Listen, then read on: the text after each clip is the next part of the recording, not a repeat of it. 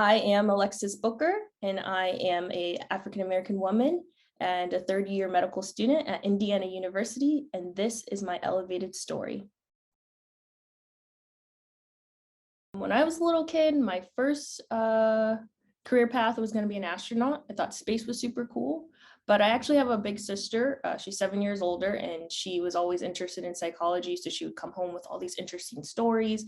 So that's when I started to get interested in the brain. And then I read this book called Gifted Hands, and that was about a neurosurgeon. And I was like, whoa, if this guy can do it, I can totally do this too. I actually just had my first rotation in neurology, and I had 2 weeks of shadowing in neurosurgery, and it was amazing. I called my mom the first day and I was just like, I can't believe I'm actually doing this. They let me scrub in. I saw a brain. I touched the inside of someone's head today. It was amazing. So I feel like that, even if I don't end up becoming a neurosurgeon, to get to this point where it's become kind of full circle, it's amazing. And I'm still pinching myself that it happened. One of my favorite moments is probably when I was working as a pediatric scribe. I had just graduated undergrad, and I'd taken on this new adventure because people said, this is what you should do if you want to prepare, see what practicing medicine is all about by scribing and seeing patients day to day. And on one of those encounters, it was a pediatric office, so there's a lot of newborn visits and whatnot. This mom just given birth to her baby. She, new moms, they're tired, they don't get a lot of sleep. And she literally handed me her baby and was like, here, I have to go to the bathroom. And I'm like, fresh out of college, I'm like, I'm not qualified. I don't know if I should be holding your baby, but she trusted me because I was wearing scrubs and I seemed like someone that she could trust her child with. In that moment, I was just like, wow, I love that. And I want to be that person that people feel that they can trust and they can tell everything to, they can ask questions, and just be that resource for them and also be that source of support. And so ever since then, I was like, yes, this is the relationship I want to have with patients.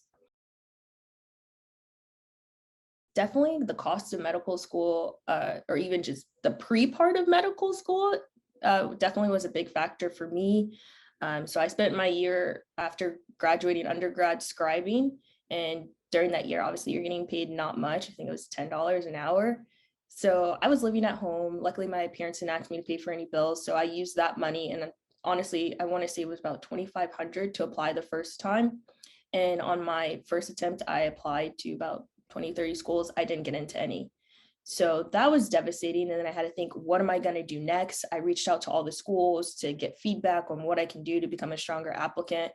And they told me I needed to do either like a post-bac or a graduate school program.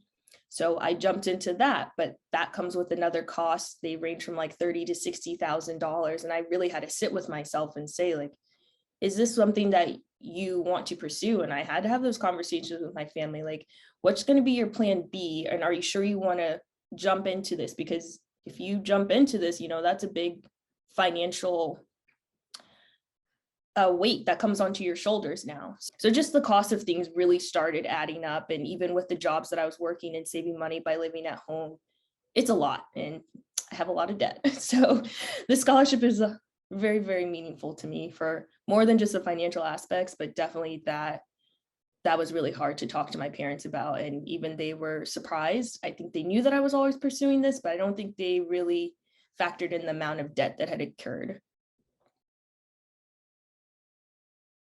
I would say a boxing match. It means so much to me. I am so grateful to been selected. I am honored just to have someone want to support you and offer some hope that there are people who are trying to help you and want to see you succeed. Sometimes in medical school, I feel like you get there and then that's where the support ends.